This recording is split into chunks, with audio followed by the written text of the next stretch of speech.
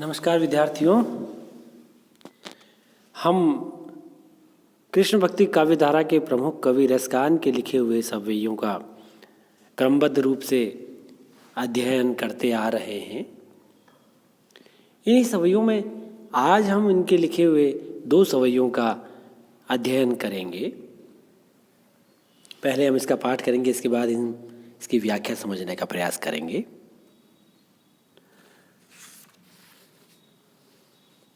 मानुष हो तो वही रस खान, बसो ब्रज गोकुल गाँव के गारन। मानुष हो तो वही रस खान, बसो ब्रज गोकुल गाँव के ग्वारन।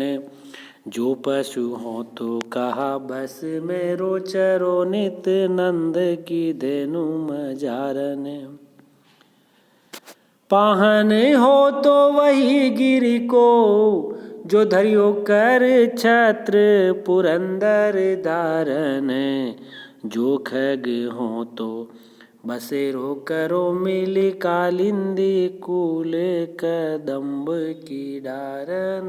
जो खग हो तो बसेरो करो नित, कालिंदी कूल कदम्ब की डारन। तो इस सवैया में कवि रसखान श्री कृष्ण के सामीप्य की भावना को व्यंजित करते हैं। वो उनके पास रहना चाहते हैं।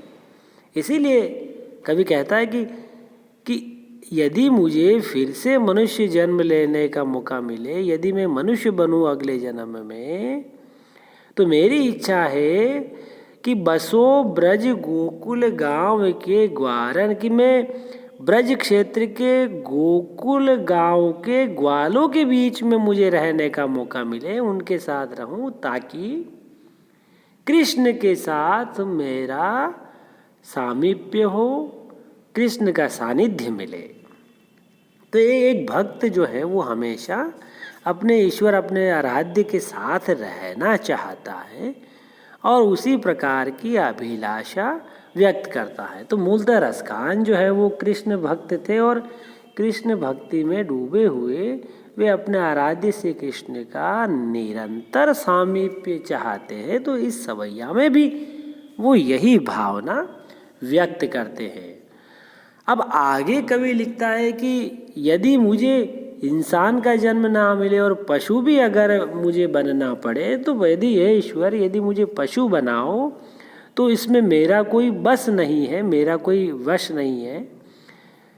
जो पशु हो तो कहा बस मेरो, इसमें मेरा कोई वश नहीं है, ये सब ईश्वर के भाग्य के अधीन है।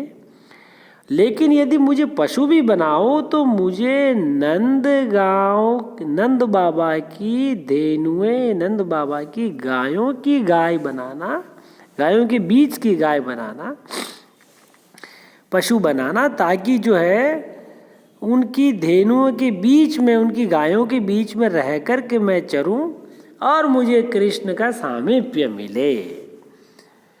चरो नित नंद की धेनु मजारन।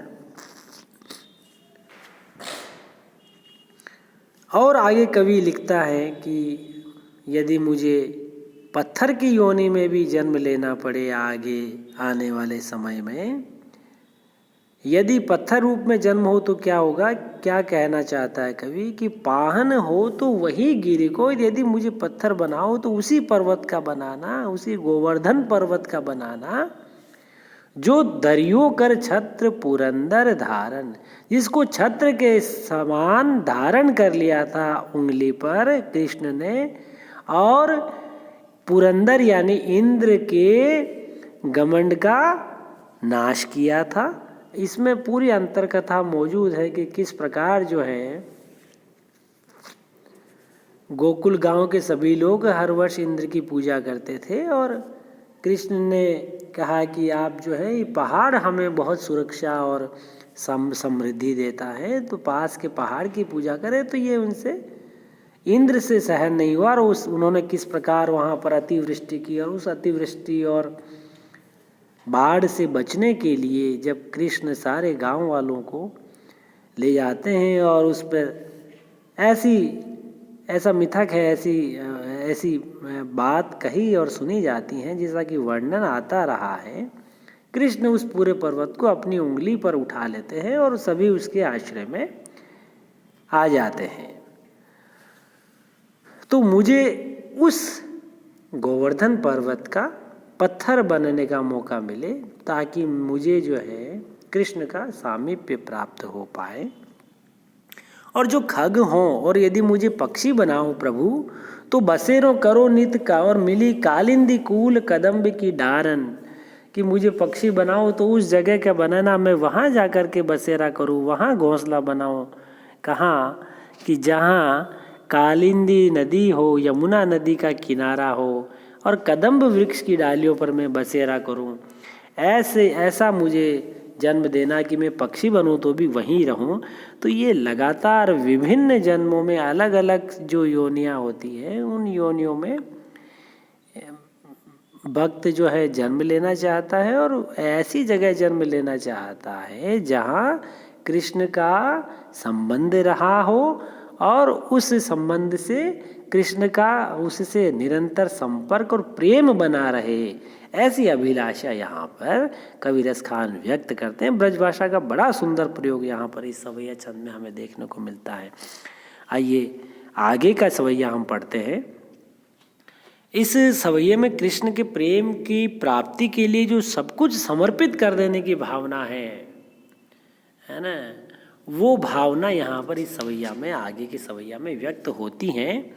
कवि लिखता है कि देखिए कि याल कुटियरु कामरिया पर राजती हूँ पुर को तज डारो, आठहूँ सिद्धि नवो निधि को सुख नंद की गाये चराय बिसारो। रस खाने का बोइन आखिन सो ब्रज के बन बाग तड़ाग निहारो। कोटिक हों कल धोत के दाम करील के कुंजन ऊपर वारो। कोटिक हों कल धोत के दाम करील के कुंजन ऊपर वारो। तो इस सवैया में भी रसखान का कृष्ण के प्रति घनिष्ठ प्रेम व्यंजित हो रहा है, और अनन्य प्रेम कृष्ण के लगातार सामीप्य उसके, और कृष्ण का सामीप्य, कृष्ण की वस्तुएं है ना, उस पर जो है अपना पूरा समर्पण व्यक्त। ऐसा भक्त कभी दूसरा नहीं हुआ जिसने कृष्ण के प्रति इतनी एकनिष्ठ भाव, प्रेम, समर्पण व्यक्त किया है। ऐसा मुस्लिम कवि जो है वो दूसरा नहीं देखने को मिलता है। कि या लकुटी अरु कामरिया पर राज तिहूं पुर को तजी डारो। कि जिस कृष्ण की लकड़ी और कंबल जिसको वो गाय चराने के लिए जाते थे तो साथ में ले जाते थे, उस पर तीनों लोगों का मैं राज्य न्योछावर कर दूं यदि मुझे वो प्राप्त हो जाए तो। आठों सिद्धि नवो निधि को सुख नंद की गाय चराए बिसारो। को आठों ही सिद्धियां, अणिमा लगिमा गरिमा, इस तरह की जो सिद्धियां होती हैं वो आठों ही सिद्धियां नौ प्रकार की निधियां है ना, शंख पद्म चक्र, ये जो खजाना 9 प्रकार का, वो सब जो है मुझे अगर प्राप्त होता हो और दूसरी तरफ मुझे नंद बाबा की धेनु चराने का अवसर मिले तो मैं जो है नंद बाबा की धेनु चराऊंगा और आठों सिद्धियां 9 निधियों का जो सुख होता है उसको मैं समर्पित कर दूंगा, वो छोड़ दूंगा, त्याग दूंगा, क्योंकि मुझे जो अपने आराध्य कृष्ण के प्रति सामीप्य की आकांक्षा है।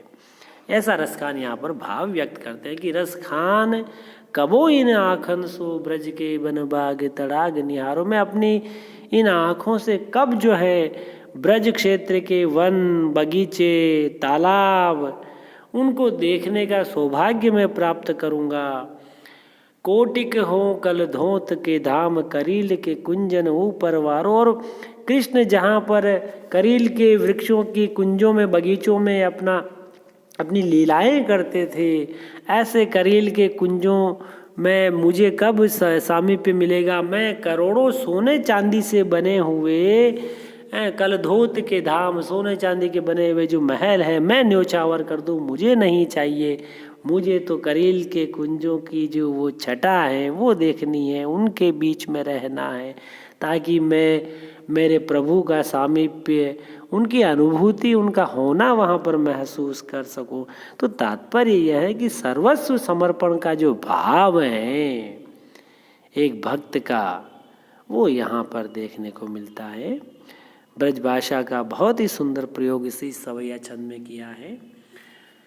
आपने सुना, उसके लिए बहुत बहुत धन्यवाद।